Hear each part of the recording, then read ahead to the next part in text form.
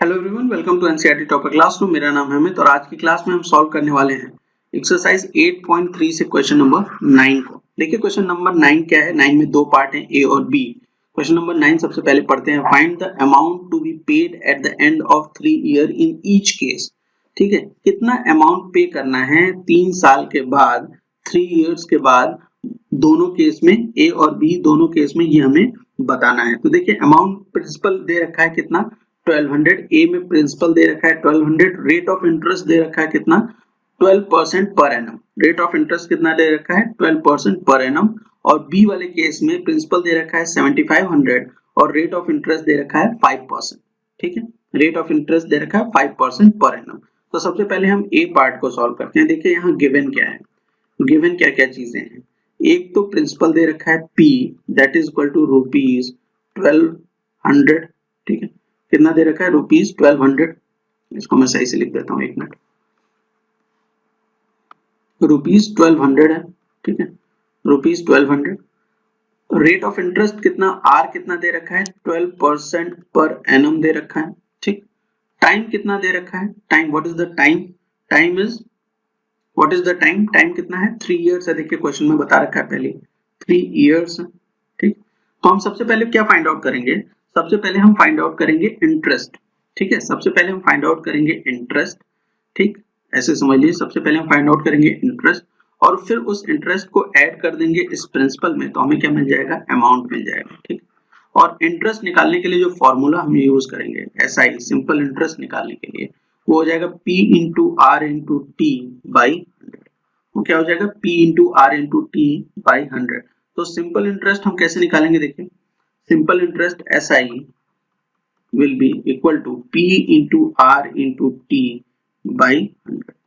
ठीक, जिसमें P क्या है, 1200 है, इंटू रेट क्या है, 12 है, और ईयर कितना है, 3 है, और डिवाइड कर देंगे हम इसे, डिवाइड कर देंगे हम इसे 100 से।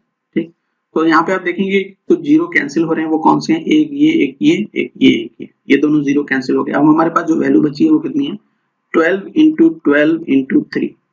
ठीक, 12 इंटू 12 इंटू 3, और 12 3 जा कितना होता है, 36 होता है।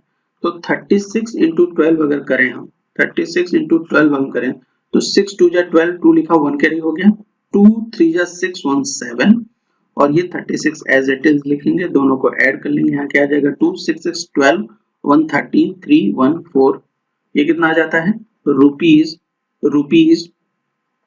432 आ गया हमारा, क्या, इंटरेस्ट आ गया।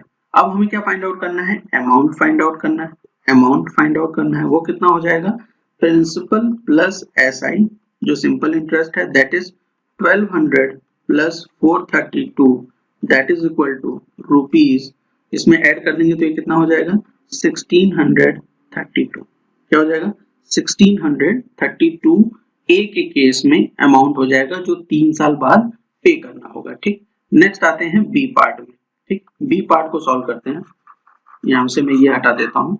ठीक, बी पार्ट को सॉल्व करते हैं। देखिए बी पार्ट में जो प्रिंसिपल दे रखा है वो कितना है बेटा, बी पार्ट में जो प्रिंसिपल दे रखा है वो कितना है, वो है रुपीज 7500। ठीक, कितना है, 7500। रेट ऑफ इंटरेस्ट आर कितना है, 5% है पर एनम। ठीक, 5% पर एनम है। टाइम इस केस में भी कितना है, 3 इयर्स है। ठीक, 3 इयर्स है।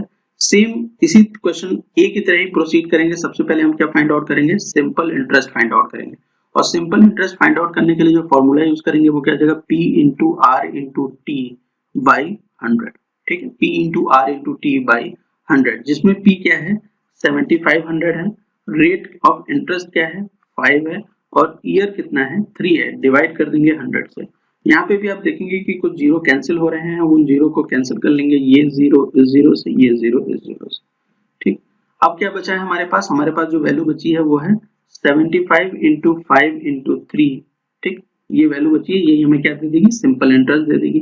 तो 5 3 जा 15, और 75 में अगर 15 का मल्टीप्लीकेशन करते हैं, 75 में 15 का मल्टीप्लीकेशन करते हैं तो हमें क्या मिलने वाला है, देखिए 5 5 जा कितना होता है, 5 5 जा 25, 2 कैरी हो गया, 5 7 जा 35, 1 2 37, और 75 एज इट इज लिख देंगे। तो यहाँ जो वैल्यू आएगी कितनी आ जाएगी, 5 7 और 5 कितना हो गया 12, यहाँ पे क्या हो जाएगा 3 और 7 10 1 11, ठीक, कितना हो गया, ये कितना आ गया रुपीज 1125 जो है इसका सिंपल इंटरेस्ट आ गया, 1125 इसका क्या आ गया सिंपल इंटरेस्ट आ गया। अमाउंट हम इसी तरीके से फाइंड आउट करेंगे, अमाउंट कितने के बराबर हो जाएगा principal plus SI, principal plus SI, तो 7500 plus 1125 that is equal to 8625 rupees, that is equal to 8625 rupees, ठीक है।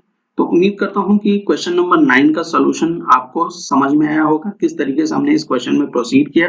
अगर वीडियो अच्छी लगी हो तो आप चैनल को सब्सक्राइब कर सकते हैं, वीडियो को लाइक कर सकते हैं और अपने फ्रेंड के साथ शेयर कर सकते हैं। Thank you for watching.